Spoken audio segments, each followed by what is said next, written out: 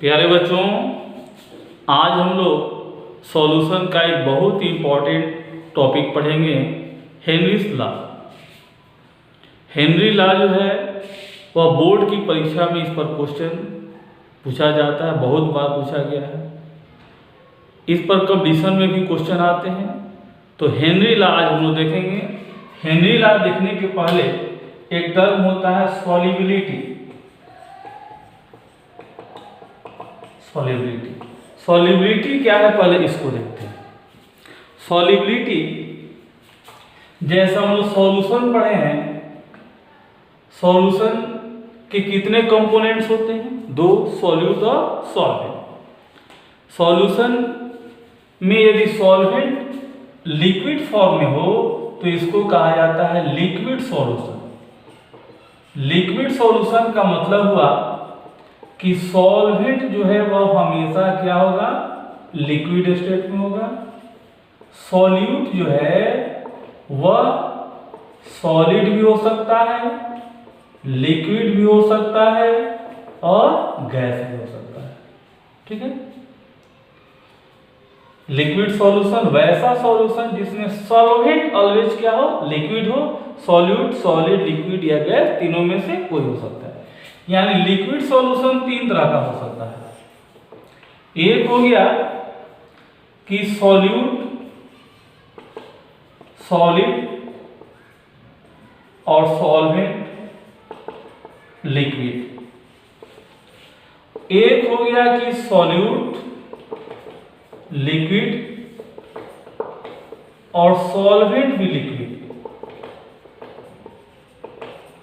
और एक हो गया कि सॉल्यूट, गैस और सॉल्वेंट जो है वह लिक्विड।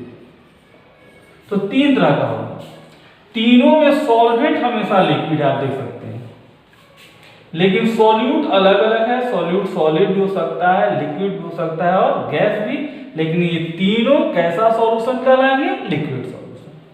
जैसे मान लीजिए NaCl इन वाटर, तो NaCl सॉलिड हो गया या सॉल्यूट हो गया और वाटर जो है लिक्विड हो गया।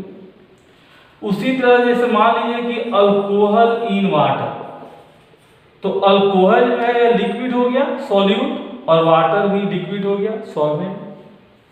जैसे मान लीजिए कार्बन डाइऑक्साइड इन वाटर, तो कार्बन डाइऑक्साइड गैस हो गया, सॉल्यूट, और वाटर क्या हो गया? लिक्विड। तो ये लिक्विड सॉल्यूशन होगा। ठीक है।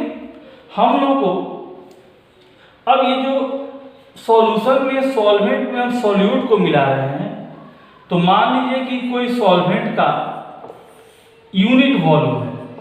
क्या है? Unit volume. यूनिट वॉल्यूम जैसे मान लीजिए 1 लीटर। अब यूनिट वॉल्यूम सॉल्वेंट में सॉल्यूट का जितना मास खुला रहेगा, जितना ग्राम खुला रहेगा, वही ग्राम में जो इसका अमाउंट होगा उसी को हम लोग क्या कहेंगे? सॉल्युबिलिटी। यानी the amount of solute in gram dissolved in unit volume of solvent to make saturated solution at a particular temperature and pressure is called solubility। एक बार फिर से समझिए। टेम्परेचर और प्रेशर का कंडीशन दिया हो, पार्टिकुलर टेम्परेचर प्रेशर पर, given temperature pressure पर, सॉल्वेंट के यूनिट वॉल्यूम, सॉल्यूट का जितना मास ग्राम में घुला रहेगा, जितना मैक्सिमम मास ग्राम में घुला रहेगा ताकि सैचुरेटेड सॉल्यूशन तैयार हो, उसी को हम लोग क्या कहते हैं? सॉल्युबिलिटी। तो सॉल्युबिलिटी को कैसे डिफाइन करेंगे?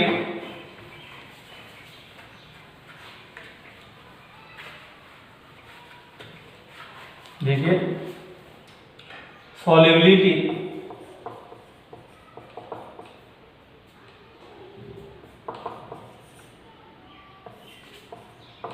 the amount of solute in gram dissolved in, यहाँ द मैक्सिमम अमाउंट कर देते हैं, the maximum amount of solute in gram dissolved in unit volume of solvent to make a saturated solution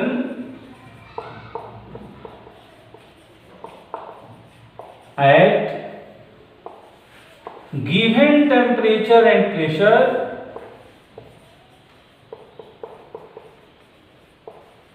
is called solubility of that solute.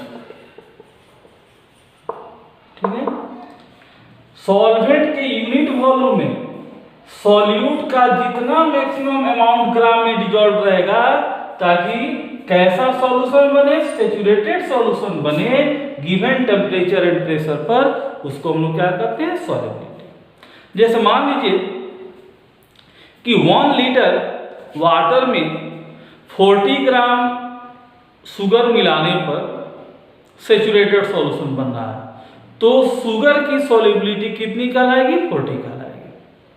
जैसे 1 litre water में 50 gram sodium chloride dissolve करने पर saturated solution तैयार हो, तो sodium chloride की solubility कितनी कहलाएगी, 50 कहलाएगी। यानी यूनिट वॉल्यूम ऑफ सॉल्वेंट में जितना मैक्सिमम ग्राम सॉल्यूट डिसॉल्व कर सकते हैं ताकि सैचुरेटेड सॉल्यूशन बन सके, वही उसकी सॉल्यूट की सॉल्युबिलिटी कहलाएगी। टेम्परेचर प्रेशर यदि कांस्टेंट हो, चेंज नहीं किया जाए, क्योंकि टेम्परेचर प्रेशर बदलने पर सॉल्युबिलिटी चेंज हो जाती है। अब सॉल्युबिलिटी को कैसे एक्सप्रेस करते हैं, तो सॉल्युबिलिटी का यूनिट जो है वह ग्राम पर लीटर, क्योंकि आपको बताया गया है कि यूनिट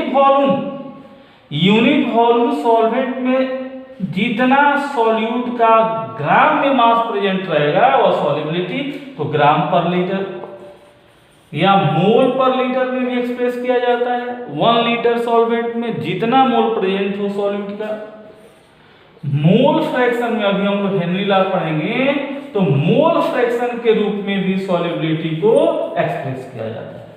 तो ये सॉल्युबिलिटी का यूनिट हो। अब हम लोग देखेंगे कि सॉल्युबिलिटी किन किन फैक्टर्स पर डिपेंड करता है। फैक्टर्स अफेक्टिंग सॉल्युबिलिटी, तो फर्स्ट है nature of solute and solvent.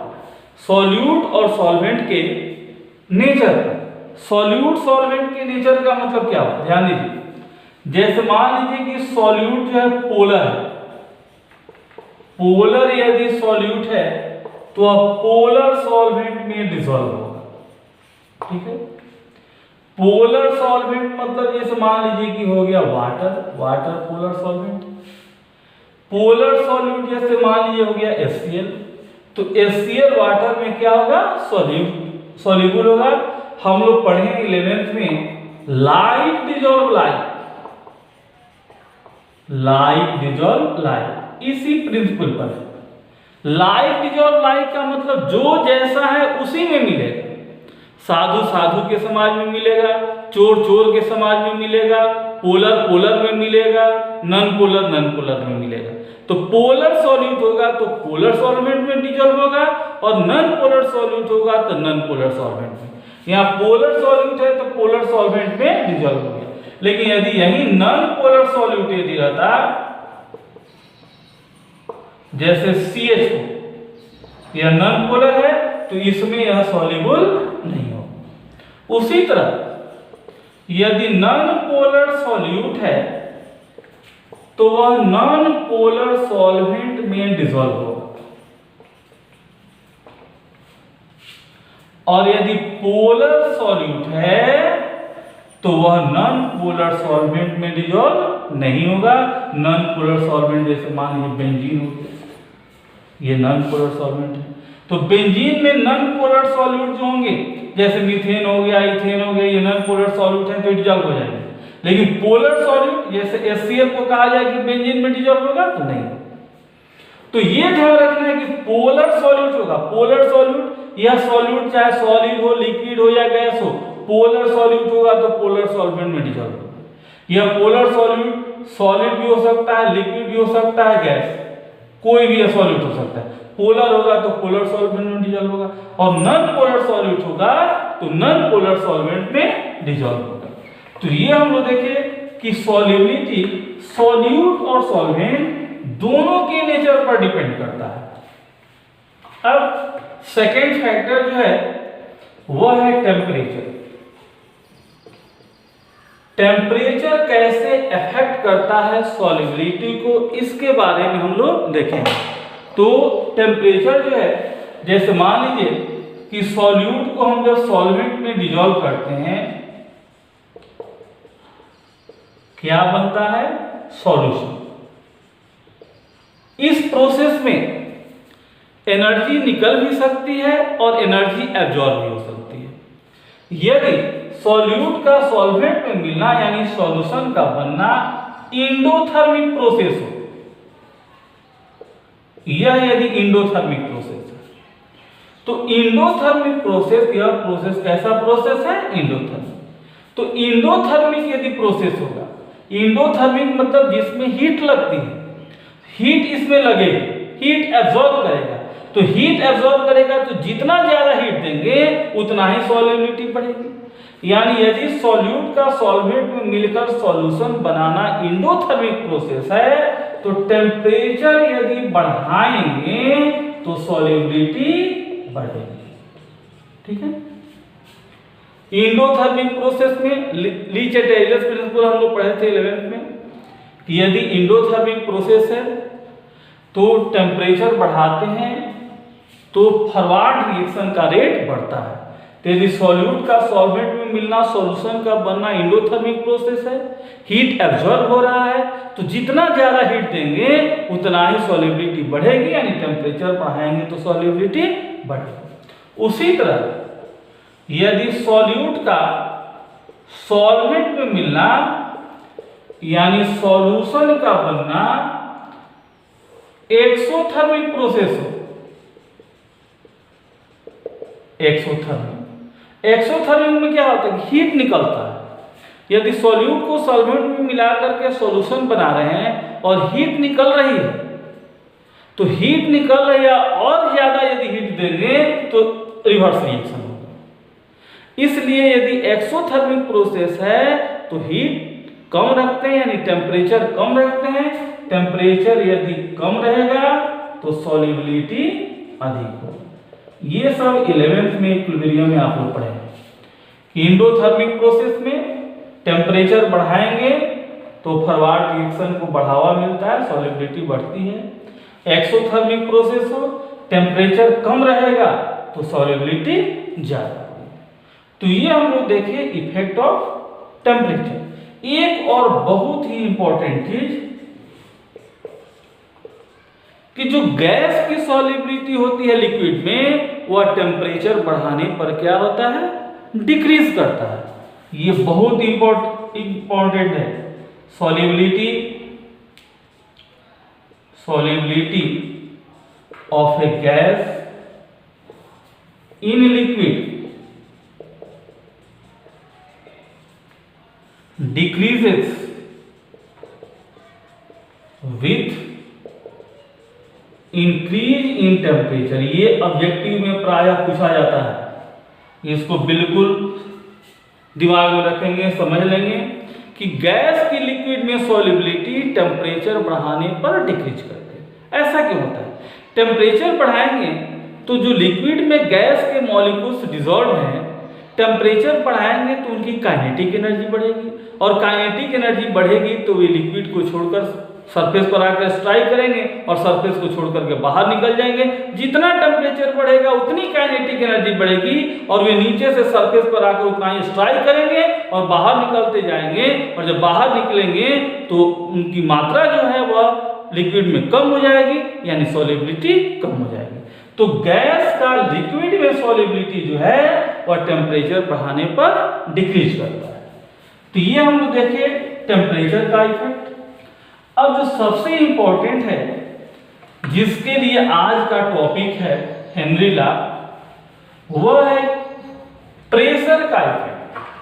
Solubility पर प्रेशर का क्या इफेक्ट पड़ता है, ये हम लोग देखेंगे नेक्स्ट, इफेक्ट ऑफ प्रेशर। तो प्रेशर का इफेक्ट कब पड़ेगा, तो ध्यान दीजिए, लिक्विड सॉल्यूशन की हम बात कर रहे हैं। लिक्विड में सॉलिड यदि डिसॉल्व करें तब क्या इफेक्ट पड़ेगा, लिक्विड यदि डिसॉल्व करें तब प्रेशर का क्या इफेक्ट पड़ेगा, और यदि गैस सॉलिड हो तब क्या इफेक्ट पड़ेगा। यानी सॉलिड सॉल्यूट, लिक्विड सॉल्यूट और गैस सॉल्यूट, इनका यदि लिक्विड सॉल्यूशन हो तो प्रेशर का किसमें इफेक्ट पड़ेगा, किसमें नहीं पड़ेगा। तो देखिए ये दोनों जो हैं नॉट कंप्रेस्ड, इनको कंप्रेस नहीं किया जा सकता है। सॉलिड को तो बिल्कुल नहीं कर सकते, लिक्विड में भी कंप्रेसिबिलिटी जो होता है बहुत कम होता है, और जिसको कंप्रेस नहीं कर सकते उस पर प्रेशर का क्या इफेक्ट पड़ेगा। प्रेशर मतलब होता है दबाना, तो किसको दबा सकते हैं, सॉलिड को दबा सकते हैं, नहीं दबा सकते हैं। दबा उसको सकते हैं जिनके बीच, जिनके पार्टिकल्स के बीच गैप होगा तभी उसको कंप्रेस कर सकते हैं, यदि गैप नहीं है तो कंप्रेस नहीं कर सकते हैं। सॉलिड के पार्टिकल्स एक दूसरे के वेरी क्लोज होते हैं तो इनको कंप्रेस नहीं कर सकते। लिक्विड के पार्टिकल्स के बीच भी डिस्टेंस गैप बहुत कम होता है तो इनको भी कंप्रेस नहीं कर सकते। गैस के पार्टिकल्स एक दूसरे के बहुत दूर होते हैं और दूर होंगे तो इनको कंप्रेस करके नजदीक ला सकते हैं। यानी प्रेशर का इफेक्ट इन दोनों को नहीं पड़ेगा, प्रेशर का इफेक्ट नहीं पड़ेगा। लेकिन गैस यदि सॉल्यूट है तो इसको हम लोग कंप्रेस कर सकते हैं, कैन बी कंप्रेस्ड, इसलिए प्रेशर का इफेक्ट इस पर पड़ता है। तो हमको आज देखना है कि प्रेशर का इफेक्ट क्या पड़ता, कब क्या पड़ता है, यदि गैस लिक्विड में डिसॉल्व हो। तो इसी के लिए हेनरी ने ला दिया था, हेनरीज लॉ बहुत ही इंपॉर्टेंट है। Henry law board examination point view से पूछा जाता है कि write Henry law and also write its two applications, दो एप्लीकेशन में इसका होता है। तो हेनरी ने बताया कि the solubility of a gas in a liquid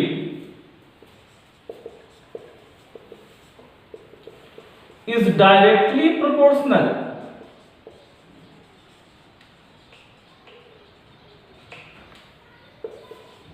to the partial pressure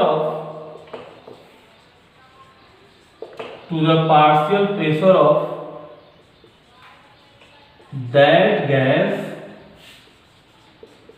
on the surface of liquid at given temperature।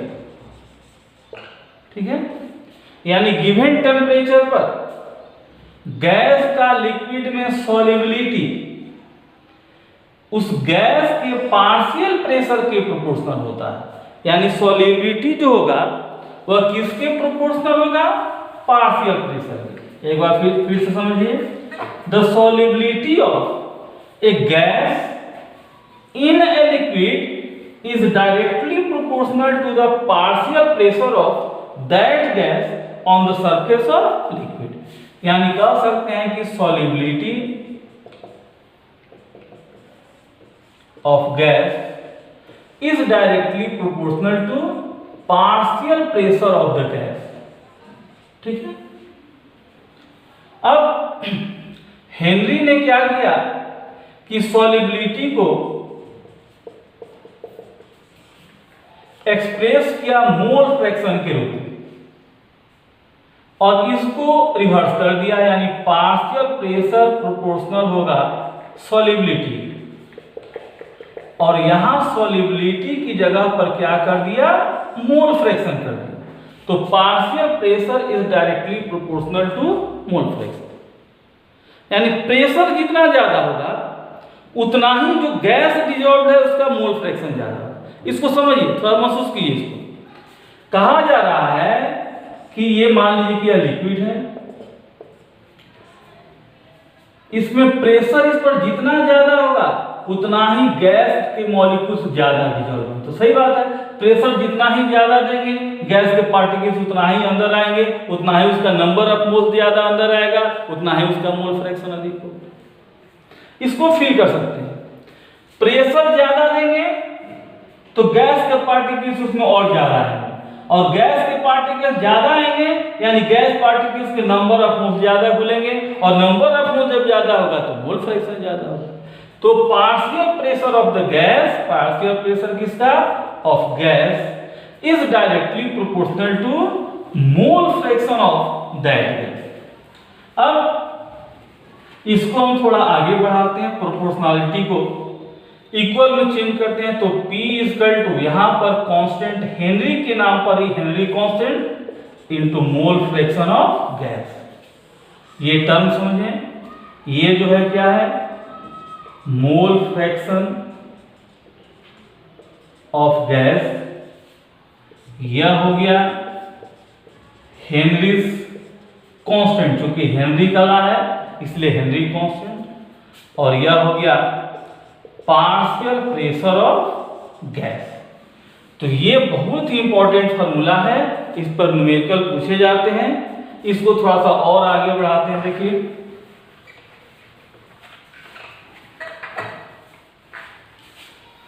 तो फार्मूला हम लोग क्या देखें कि partial pressure of gas is equal to KH into mole fraction.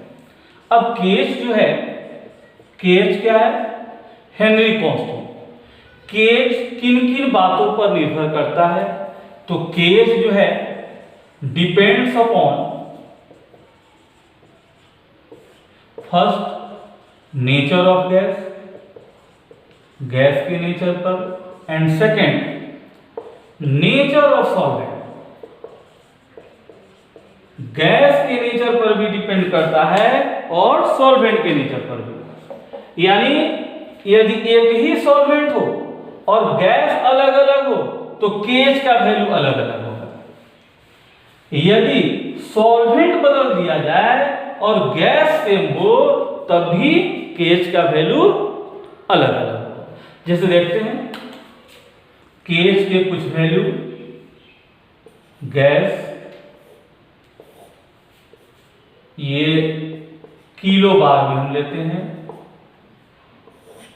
जैसे helium gas के लिए approx 140 के करीब, नाइट्रोजन गैस के लिए अप्रॉक्स 75 के करीब, और O2 के लिए अप्रॉक्स 35 के करीब।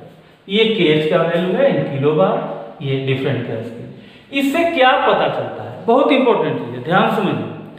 केएच का वैल्यू यदि 2-3 गैसेस का दिया हो किसी पार्टिकुलर सॉल्वेंट में, यहाँ सॉल्वेंट हम मान लीजिए लेते हैं वाटर, यहाँ सॉल्वेंट हम ले लिए वाटर।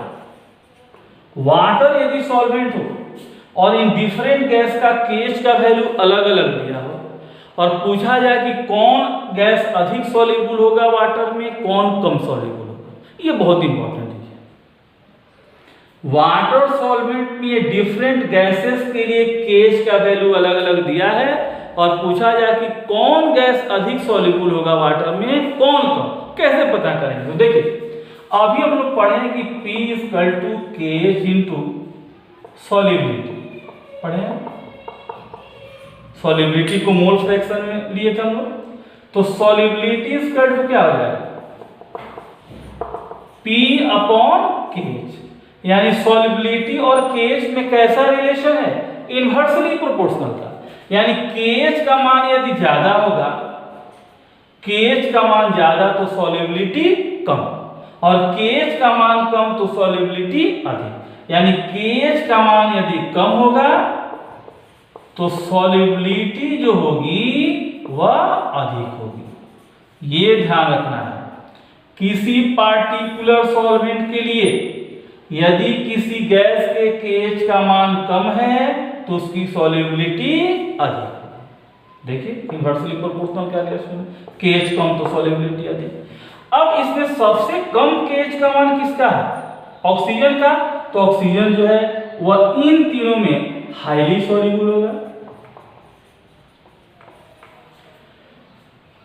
ऑक्सीजन की अपेक्षा इसके लिए केएच का मान ज्यादा है, तो यह थोड़ा कम सॉल्युबल होगा, लेस सॉल्युबल, और इसका सबसे ज्यादा है तो यह लगभग इनसॉल्युबल होता है। तो अब क्लियर हो गया होगा, यदि डिफरेंट गैसेस का KH का वैल्यू किसी पार्टिकुलर सॉल्वेंट के लिए दिया हुआ है तो KH का मान कम होगा तो सॉल्युबिलिटी अधिक होगी। ये बहुत ही इंपॉर्टेंट चीज है, इसको ध्यान में रखें, ठीक है। अब जरा हम लोग देखते हैं कि पार्शियल प्रेशर और मोल फ्रैक्शन के बीच यदि ग्राफ खींचा जाए तो क्या प्राप्त होगा। किसी गैस का पार्शियल प्रेशर यहां पर लेते हैं और यहां पर मोल फ्रैक्शन गैस का, यदि ग्राफ खींचते हैं तो स्ट्रेट लाइन प्राप्त होता है। यह स्ट्रेट लाइन क्या बताता है, यह बताता है कि पार्शियल प्रेशर और मोल फ्रैक्शन में कैसा रिलेशन है, डायरेक्टली प्रोपोर्शनल। अब यदि इसका स्लोप देखा जाए तो slope tan theta equal to क्या है, tan theta equal to P upon B होता है, यानी partial pressure upon mole fraction. तो partial pressure upon mole fraction equal to क्या हो जाएगा, KH। यानी पार्शियल प्रेशर, गैस के पार्शियल प्रेशर और मोल फ्रैक्शन के बीच ग्राफ खींचा जाए तो ग्राफ का जो स्लोप होगा वह क्या देगा, हेनरी कांस्टेंट यानी KH का वैल्यू देगा। तो ये भी बहुत इंपॉर्टेंट है, इस पर क्वेश्चन आ सकता है। तो ये हम लोग देखे KH के बाद। अब जरा बताइए कि KH का यूनिट क्या होगा, यूनिट ऑफ KH। तो अभी हम लोग देखेंगे partial pressure is equal to KH into mole fraction. अब मोल फ्रैक्शन का तो कोई यूनिट होता नहीं है, तो KH का वही यूनिट होगा जो प्रेशर का यूनिट होगा, क्योंकि यह यूनिटलेस होता है, इसका यूनिट नहीं होता है, क्योंकि ये मोल का ये फ्रैक्शन है, मोल का नंबर ऑफ मोल का फ्रैक्शन है, तो इसका कोई यूनिट नहीं होगा। तो KH का वही यूनिट होगा जो किसका होगा, प्रेशर का, यानी सेम एज प्रेशर। प्रेशर का यूनिट जैसे एटमॉस्फेयर हो गया, बार हो गया, मिलीमीटर Hg हो गया, वही सेम यूनिट होता है KH का, जो प्रेशर का यूनिट होगा वही हेनरी कांस्टेंट। तो ये हम लोग हेनरी कांस्टेंट के बारे में देखे। अब कुछ डेली लाइफ में इसका हम लोग एप्लीकेशन जो बहुत इंपॉर्टेंट है, जो बोर्ड की परीक्षा में पूछा जाता है, एप्लीकेशन इसका देखते हैं, ठीक है। एप्लीकेशन में जो सबसे पहला जो एप्लीकेशन है, यह देखिए, जैसे जब हम लोग सोडा वाटर बोतल जो होता है, सोडा वाटर या कोल्ड ड्रिंक्स बोतल जो होता है वह फील करता है। होता क्या है कि जैसे मान लीजिए कि यह कोल्ड ड्रिंक का बोतल है, बंद है, इसमें कौन सा गैस मिला रहता है, तो कार्बन डाइऑक्साइड गैस। और कार्बन डाइऑक्साइड गैस को हाई प्रेशर पर इसमें घुला जाता है, क्योंकि गैस जो होता है उसको यदि ज्यादा डिजोल्व करना है तो प्रेशर को बढ़ाना होगा, क्योंकि pressure mole fraction of gas के प्रोपोर्शनल होता है। जितना ज्यादा मोल इसमें चाहिए उतना ही प्रेशर ज्यादा अप्लाई करना पड़ेगा। तो हाई प्रेशर पर इसमें कार्बन डाइऑक्साइड गैस डिजोल्व होता है। जैसे ही कैप को हटाते हैं, ये कैप जैसे ही हटेगा, कैप को हम खोल देंगे, कैप को जैसे ही ओपन करेंगे, कैप ओपन, वैसे ही क्या होगा कि प्रेशर कम हो जाएगा, प्रेशर जो इस पर है ये लेस हो जाएगा। और जब प्रेशर कम होगा तो कार्बन डाइऑक्साइड की सॉल्युबिलिटी क्या हो जाएगी, कम हो जाएगी। सॉल्युबिलिटी ऑफ CO2 डिक्रीजेस, ठीक है। यहां पर हाई प्रेशर पर सॉल्युबिलिटी इसका ज्यादा है, लेकिन जैसे ही प्रेशर कम होगा सॉल्युबिलिटी इसका घट जाएगा। तो जब सॉल्युबिलिटी घट जाएगा तो एक्सेस कार्बन डाइऑक्साइड बाहर निकलेगा, बुलबुला के रूप में बाहर निकलता है, फिक्स कर जाता है। एक बार फिर समझिए, कोल्ड ड्रिंक्स या सोडा वाटर में हाई प्रेशर पर कार्बन डाइऑक्साइड गैस डिजोल्व करके बोतल को कैप लगा दिया जाता है। जैसे ही कैप हटाते हैं प्रेशर अचानक लो हो जाता है, और प्रेशर जब कम होगा तो गैस की सॉल्युबिलिटी, कार्बन डाइऑक्साइड की सॉल्युबिलिटी इसमें कम होगी। जब कार्बन डाइऑक्साइड की सॉल्युबिलिटी कम होगी तो एक्सेस कार्बन डाइऑक्साइड बुलबुला के रूप में बाहर निकल जाता है, इसलिए फिश करता है। ये सोडा वाटर का एग्जाम्पल बहुत ही कॉमन एग्जाम्पल है। इसको यदि परीक्षा में आए, एग्जाम में आए तो आप लिख सकते हैं। एक और माउंटेनियस, हाई माउंटेनियर जो होते हैं उनको एनॉक्सिया हो जाता है। एनॉक्सिया होता क्या है कि जितना ही हाई माउंटेन पर हम लोग जाएंगे वहां पर प्रेशर लो होता है, लो प्रेशर होगा। अब लो प्रेशर होगा तो प्रेशर यदि लो है तो ऑक्सीजन गैस की जो सॉल्युबिलिटी है वह ब्लड में कम होगी।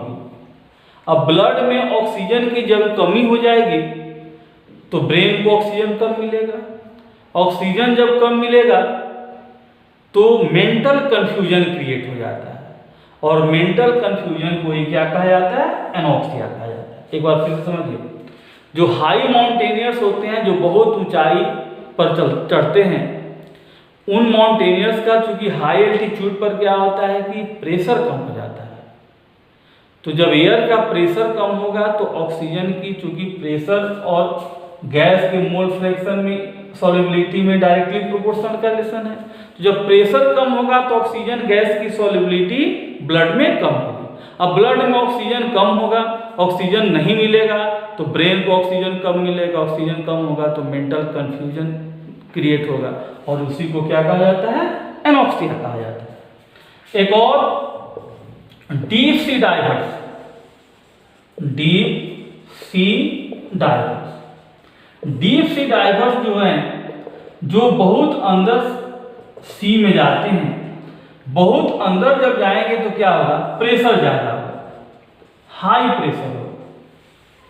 हाई प्रेशर पर उनके अंदर जो नाइट्रोजन एंड ऑक्सीजन गैस की सॉल्युबिलिटी है वह ज्यादा होगी, सॉल्युबिलिटी ज्यादा होगी। जितना, चूंकि ये बहुत अंदर जाते हैं समुद्र के, गोताखोर जो होते हैं समुद्र के बहुत अंदर जाते हैं, और समुद्र के सतह से जितना अंदर जाएंगे उतना ही प्रेशर बढ़ता है। तो प्रेशर जब बढ़ेगा तो ब्लड में एयर की सॉल्युबिलिटी बढ़ेगी, नाइट्रोजन ऑक्सीजन गैस की सॉल्युबिलिटी बढ़ेगी। ठीक है, अब नाइट्रोजन ऑक्सीजन गैस ज्यादा अंदर चला गया, ब्लड में चला गया। अब जब ये ऊपर आएंगे तो ऊपर आएंगे तो यहां पर प्रेशर क्या हो गया? लो हो गया। अब जब लो प्रेशर हो गया तो इसकी सॉल्युबिलिटी कम हो जाएगी। अब जब सॉल्युबिलिटी कम होगी तो नाइट्रोजन और ऑक्सीजन गैस ब्लड से बाहर निकलेगा।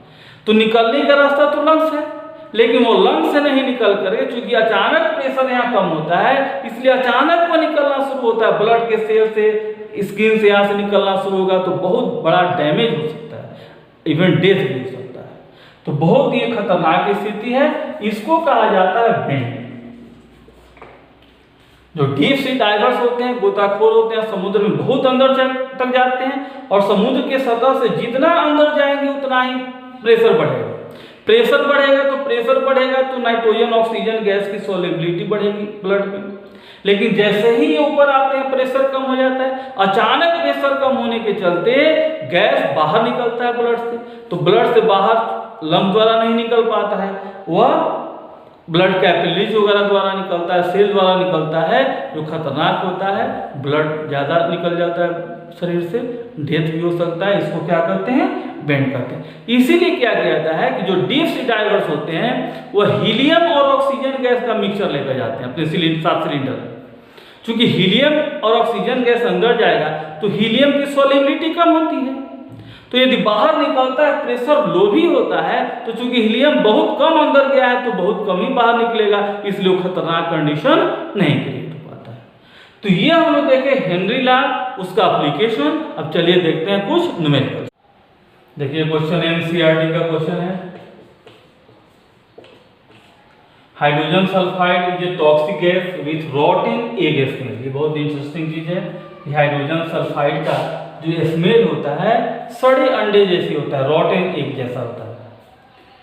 Is used for the qualitative analysis if the solubility of hydrogen sulfide gas in water at STP, STP means standard temperature and pressure, standard temperature and standard pressure माना जाता है 1 atmospheric pressure को 1 atmosphere। solubility दिया हुआ है 0.195 molar, m का मतलब क्या हो गया 0.195 मोलर, मोलर का मतलब क्या हो गया कि 0.195 moles of solute in 1 kg of solvent. ठीक है, यानी यहाँ number of moles of solute दिया हुआ है हाइड्रोजन सल्फाइड गैस का 0.195 और number of moles of solvent, तो 1 kg सॉल्वेंट है, सॉल्वेंट यानी वाटर है, hydrogen sulphide gas in water solvent, तो वाटर का 1 kg है, तो 1 kg में इसका नंबर ऑफ मोल्स कितना होगा, तो नंबर ऑफ मोल्स निकालने के लिए हम लोग पढ़े हैं कि number of moles is equal to given mass upon molar mass. तो वाटर का यहाँ पर 1 kg हो गया, 1 kg मतलब 1000 ग्राम और मोलर मास वाटर का 18 होता है तो 55.5। अब इससे हमको निकल जाएगा मोल फ्रैक्शन ऑफ गैस, तो mole fraction is equal to जिसका मोल फ्रैक्शन निकालना उसके मोल को ऊपर लिखते हैं और नीचे में दोनों के मोल को ऐड करके तो 0.195 प्लस 55.5 ये हो जाएगा 0.195 अपॉन 55.695, ये मोल फ्रैक्शन होगा। क्या पूछ रहा है हेनरीज कांस्टेंट यानी KH पूछ रहा है, फार्मूला क्या है तो P equal to KH into mole fraction of gas, तो KH इक्वल टू हो जाएगा P upon mole fraction of gas, P हो गया 1 एटमॉस्फेयर और ये हो गया 0.195 अपॉन 55.695, 55.695 ऊपर चला जाएगा अपॉन 0.195, इतना एटमॉस्फेयर कैंसिल हो जाएगा। ठीक है, कोई दिक्कत? यहाँ दिया हाइड्रोजन सल्फाइड गैस का सॉल्युबिलिटी 0.195 m मींस मोलर हो गया। मोलर मतलब कि 1 kg सॉल्वेंट में जितना मोल सॉल्यूट का डिजॉल्व हो तो सॉल्यूट का नंबर ऑफ मोल्स हो गया इतना, और 1 kg सॉल्वेंट यहाँ पर वाटर है तो 1 kg में नंबर ऑफ मोल्स निकालेंगे, 1 kg मतलब 1000 ग्राम और 18 मोलर मास से डिवाइड करेंगे तो 55.5। अब मोल फ्रैक्शन ऑफ गैस निकालेंगे, मोल फ्रैक्शन जानते हैं कि जिसका मोल फ्रैक्शन निकालना उसके मोल को ऊपर लिखते हैं और नीचे में दोनों के मोल को ऐड करके तो मोल फ्रैक्शन निकल गया। और STP पर प्रेशर 1 एटमॉस्फेयर है, KH निकालना है तो KH equal to P upon mole fraction of gas, P इतना हो गया, मोल फ्रैक्शन इतना, इसको सिंपलीफाई कर लेंगे। अब देखते हैं एक और क्वेश्चन। देखिए पार्शियल प्रेशर कह रहे हैं कि 1 बार है, यहाँ पर पार्शियल प्रेशर फर्स्ट पार्ट में